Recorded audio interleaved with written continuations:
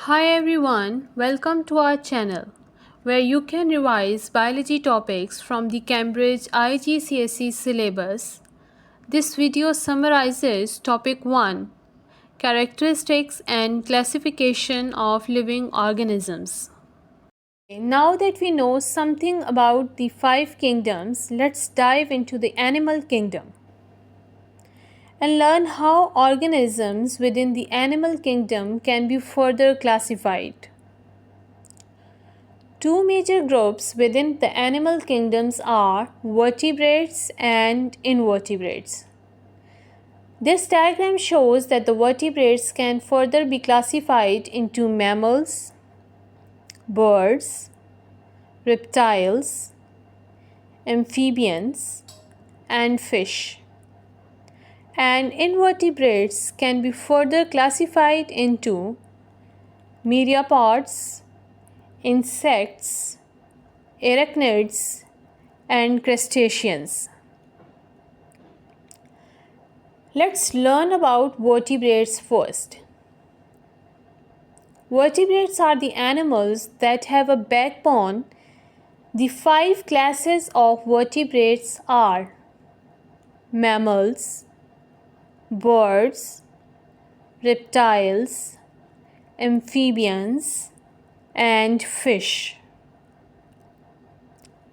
The first group, mammals, may be very familiar since we humans also belong to this group.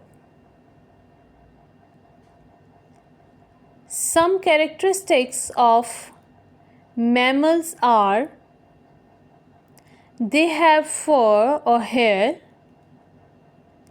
young feed on milk from mammary glands, their heart has 4 chambers, and they have different types of teeth which are incisors, canines, premolars, and molars.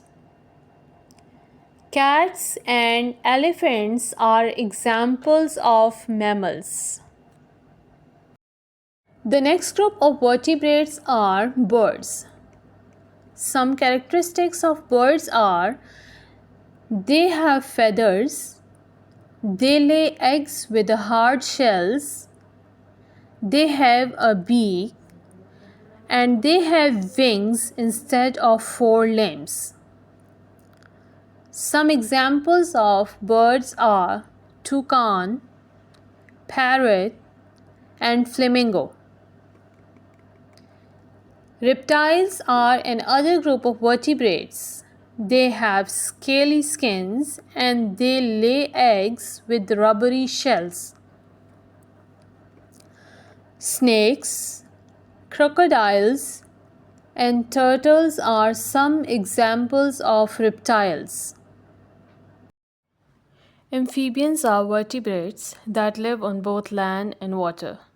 Some characteristics of amphibians are they have moist skin without scales, eggs are laid in water, larva lives in water so they have gills, while adults often live on land so they have lungs.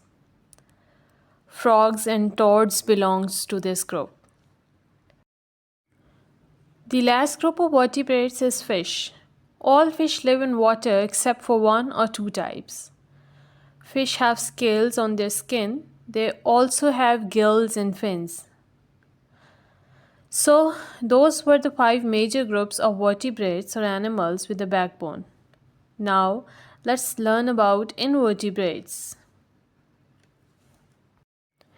You may take a guess, invertebrates are animals without backbone. One of the characteristics used to further classify invertebrates is whether they have legs or not. Arthropods are a group of invertebrates that have jointed legs. There are 4 groups of arthropods and they are myriapods, insects, arachnids, and crustaceans. These are the characteristics of the first group of arthropods, which is myriapods. Their bodies have many segments or section, and each segment has at least one pair of jointed legs. Examples of myriapods are centipedes and millipedes. Insects are the next group of arthropods. Their bodies are divided into three parts: heads, thorax, and abdomen. They have 3 pairs of jointed legs and 2 pairs of wings. Grasshoppers and butterflies are examples of insects. The next class of arthropods are arachnids. Some of their characteristics are that they have 4 pair of jointed legs and they breathe through gills called book lungs. Examples of arachnids are spiders and scorpions. Next, the final class of the arthropods are crustaceans. Some of the features of crustaceans are that they have more than 4 pairs of jointed legs and they breathe through gills. They are not millipedes or centipedes, rather crabs and lobsters are examples of crustaceans. Now we will learn how organisms within the plant kingdom can be grouped. As we know already, at least some parts of any plant are green. This is because of the green pigment called chlorophyll, which absorbs light energy from the sun for the process of photosynthesis. The plant kingdom can be sorted into ferns and flowering plants. Flowering plants may be further divided into monocotyledons and dicotyledons. Now let's take a look at ferns first. Ferns have leaves which are called fronds. They do not produce flowers, but instead they reproduce by spores which are present on the underside of fronds. Flowering plants are the plants that are most familiar to us. They reproduce by means of flowers and seeds. Their seeds are produced inside the ovary of the flower. Flowering plants may be divided into 2 groups, monocotyledon and dicotyledons. Now what is a cotyledon? A cotyledon is a significant part of the embryo within the seed of a plant. This table helps to differentiate between monocotyledons and dicotyledons, or monocots and dicots for short. Monocots have a branching root system, while dicots have a taproot system. The veins in monocot leaves run parallelly, and dicot leaves are broader with branching veins. Monocot flowers have petals in multiple of 3, while dicot flowers have petals in multiple of 4 or 5.